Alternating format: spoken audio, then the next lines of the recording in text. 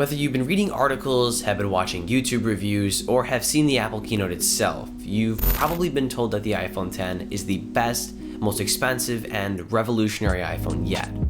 Recently, I had the opportunity to use the phone outside the retail store for a brief time, and although I can't give you a full comprehensive evaluation, what I can say is the iPhone X probably isn't worth your money. Let's get into why. Now, don't get me wrong, the aesthetic of the iPhone X is futuristic and sexy. I got to use the space gray model, and I think the black tinted stainless steel accompanied with that new glass back and vertical camera design looks killer. But all that pales in comparison to the magnificent, almost truly edge-to-edge OLED Super Retina display measuring in at 5.8 inches diagonally and sporting a resolution of 2436 by 1125. The top notch or extrusion is kind of annoying and disruptive at first, but once you begin to use the phone, you notice it less and less. Now, all this is great, but after the first 5 minutes you use the phone, when the wow factor starts to fade, you begin to realize that you're just holding a glorified iPhone 8 without a home button, with a beautiful yet slightly awkward display design, and an equally awkward method of unlock. Speaking of which, let's talk about Face ID. Now, personally, I'm happy that there has been an implementation of advanced facial recognition in smartphones. However, from what I've observed, Face ID does not outperform Touch ID or any of the best fingerprint-based biometric unlock systems in terms of speed and convenience. Not only is the current iteration of Face ID slower to unlock, but it's also finicky about what you wear on your face and sometimes what expressions you're making with your face. In my experience, if you're wearing too dark of sunglasses, let's just say, Face ID will not recognize that your eyes are open and won't unlock. Glasses are too dark. The owner of the iPhone X that I was using told me that one time he was laughing when trying to unlock the phone and it wouldn't recognize his face because his expression wasn't the one that he registered with. It's understandable that these kinks are here and they can be ironed out in the future through improvement in software updates, but that doesn't make it any less inconvenient. On the flip side, we've seen Samsung have both iris technology and fingerprint sensing technology in their phones, although implemented kind of poorly.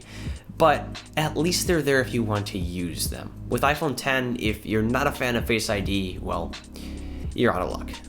In terms of performance, the iPhone X should perform almost identically to its iPhone 8 and 8 Plus cousins, as all three handsets share the same A11 Bionic processor. It has a hex core design, 2 high performance cores, and quad high efficiency cores, which make the phone more than capable of pushing that 2K-ish display. And hell, I mean, it even allows it to record 4K 60 video, which is a feature not found in some high-end cameras. And beyond performance itself, battery efficiency is brought with the A11, especially accompanied with the OLED display and a 2700 mAh battery. And from what I've observed, the iPhone X definitely lives up to Apple's claim of lasting 2 hours longer than its previous iPhone 7 flagship. So it's looking pretty good in the battery department. So how about those cameras? Well, the iPhone X and the iPhone 8 Plus have very similar camera systems, except for a few key nuances. Number one, the telephoto lens on the iPhone X is optically stabilized and features a faster aperture of f2.4 in comparison to the unstabilized telephoto lens on the iPhone 8 Plus with a slower aperture of f2.8. And obviously number two, in comparison to the iPhone 8 Plus's FaceTime HD camera, the iPhone X features a true depth front camera, which allows you to take portrait mode selfies and most notably allows you to animate emojis and send them in text. That's the feature known as Animoji, which in my opinion is kind of useless, kind of novel, and a little game-changing at the same time. In terms of image quality, the iPhone X should perform almost identically to its iPhone 8 counterparts. However, it does have an edge in zoom photography and video, as the telephoto lens is optically stabilized and has a lower or faster f2.4 aperture.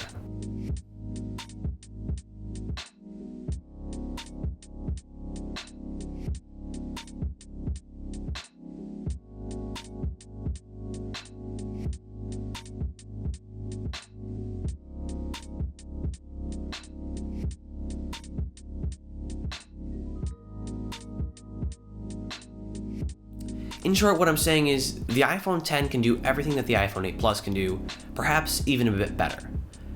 But is it worth forking out an extra $200 to $350 of your hard-earned dollars? And in my opinion, and for the majority of us with some level of frugality, the answer is no. Absolutely not. So despite all the fantastic hardware found on the iPhone X, a phone is only great when its software experience is great, and the iOS experience offered by the iPhone X has been kind of a mixed bag for me. Now, I love the extra vertical screen resolution as it allows you to display more content on screen. But I must pose the question, is that worth the loss of the 10-year-old home button? This drastic shift from button-based interaction to this new gesture-based interaction has left me a little dissatisfied. And although it isn't terrible by any means, it isn't refreshing or fun. Now, I know if I was to use the phone for a long period of time, I'd get past that initial learning curve and the experience would become more intuitive. And I will say, the one gesture that I found exceptionally useful was the swiping on the bottom of the display to switch apps left or right. Despite this, there still is nothing like pressing a faux or physical home button in order to interact with your phone, which is something that we globally have become accustomed to as long as smartphones have existed. So at the end of the day, the iPhone X is by no means a bad product and is an exciting, tangible first look into the future of iPhone design.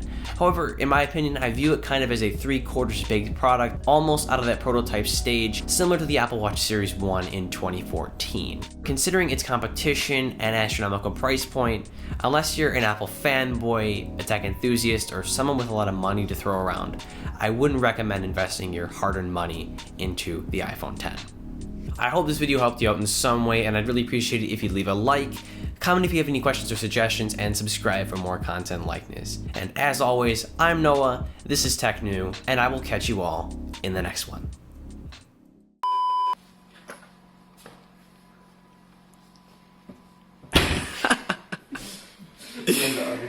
Oh god, you look like such a douche right now. It's not even funny. Okay. And like, is it focused on the camera, Ali? Is it focused on the iPhone? It's not working? Glasses are too dark. Yeah, you didn't look at this. Oh god. We'll try with the head at least. Yeah, it's gonna work. It's gonna work. It didn't work, okay.